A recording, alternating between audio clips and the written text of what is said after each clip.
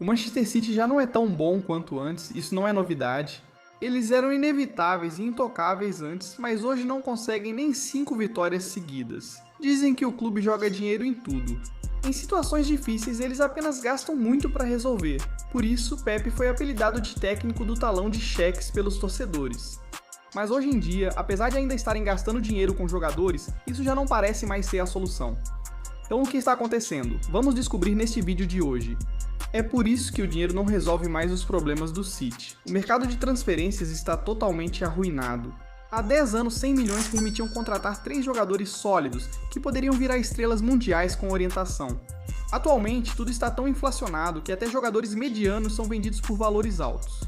Então, no papel, parece que o City ainda está gastando no mesmo nível de antes, mas na realidade não está, porque agora eles estão conseguindo jogadores de qualidade inferior pelo mesmo valor que costumavam gastar.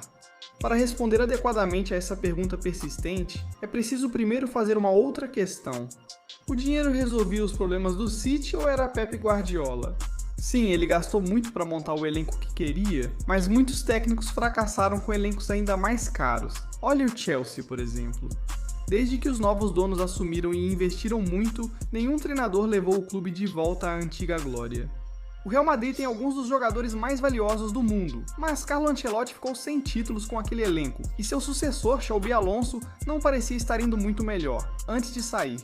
Ruben Amorim recebeu muito dinheiro para montar o time que queria no Manchester United, mas causou mais prejuízo do que construiu, e foi demitido este ano. Então, a verdade é que não é tão simples assim gastar dinheiro para resolver problemas, e nunca foi. Identificar bons talentos é importante, assim como ser capaz de criar táticas dominantes e infalíveis, que realmente ganhem jogos e títulos. Pep sempre foi o diferencial, ele é um gênio, e foi por isso que o Manchester City se tornou tão dominante ao longo dos anos. Ele parece estar em queda de rendimento, possivelmente por vários fatores. Pep tem sido o homem a ser batido há anos. Enquanto muitos se inspiram nele, outros tramam maneiras de pará-lo. Em algum momento, certamente o alcançariam. É assim que o mundo funciona. Messi e Ronaldo não são mais os número 1. Tiger Woods e Lewis Hamilton não são mais os número 1. Bill Gates não é mais o número 1. Colegas mais jovens vieram substituí-los. É provavelmente o que ocorre com Pep agora. Guardiola foi o número 1 por tanto tempo que muitos técnicos hoje sabem mais sobre ele do que ele sobre eles. Isso já dá certa vantagem aos adversários em cada confronto, e o fato de Pep e o City serem sempre os times a serem batidos motiva ainda mais quem joga contra eles. Antigamente, o City costumava atropelar os times menores, mas hoje em dia esses times menores estão dando muito mais trabalho. Tirar pontos do time do Pep Guardiola valoriza qualquer currículo, por isso eles se esforçam muito mais que contra outros times. Essa queda também pode ser porque Pep ficou sem ideias. O cara sempre tentou evoluir seu jogo ao longo dos anos para se manter inovador e imprevisível. Mas talvez as ideias que ele tem tido ultimamente já não sejam tão brilhantes quanto antes, ou talvez ele só precise de descanso.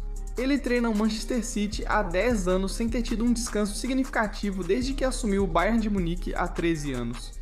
Talvez ele só precise de um ano sabático, assim como teve depois que saiu do Barcelona. Klopp disse em 2024 que estava esgotado e precisava se afastar por um tempo.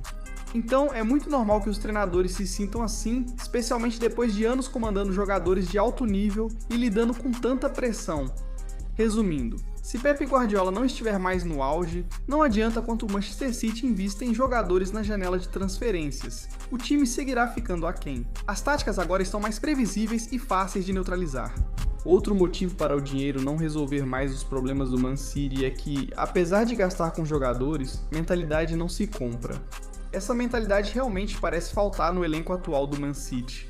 Naquela época, com jogadores como De Bruyne, Agüero, Kompany, Otamendi, Gundogan e o resto, você tinha caras que simplesmente nunca desistiam, eles nunca sabiam quando estavam derrotados. Assim, nos dias ruins, quando não jogavam no nível esperado e tudo ficava difícil, conseguiam superar apenas com garra e resiliência.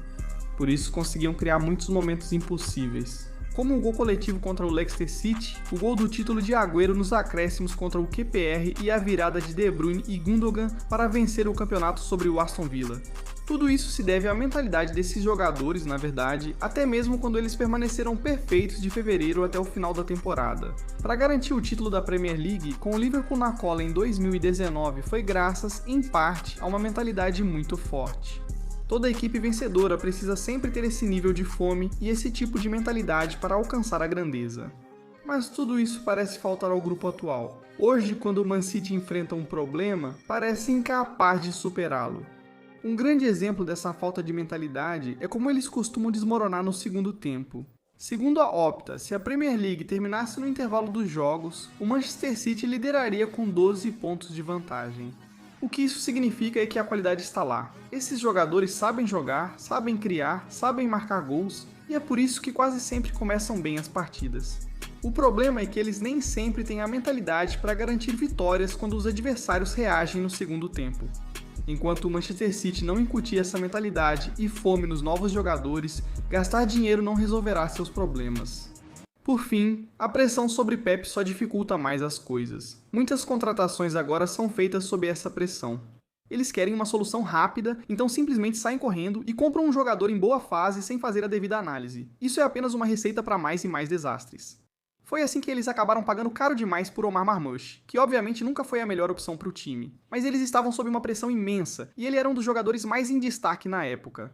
Eles usaram a contratação dele para esconder os problemas. Antigamente, quando as coisas iam muito bem, era mais fácil para a diretoria ter tempo para fazer uma boa análise e escolher os jogadores que se encaixavam perfeitamente no time. Mas eles perderam a chance de fazer uma reconstrução fácil enquanto estavam no topo, o que os deixou em uma situação complicada agora. Agora quero ouvir vocês. Por que acham que o dinheiro não resolve mais os problemas do Manchester City? Qual seria a solução para as dificuldades atuais? Acham que Pep deveria sair? Quanto sucesso vocês acham que o City terá nesta temporada? Comente e converse com a gente. Se gostou do vídeo, deixe seu like e inscreva-se no canal. Além disso, ative as notificações para não perder nenhum conteúdo novo. Te vejo no próximo vídeo. Tchau!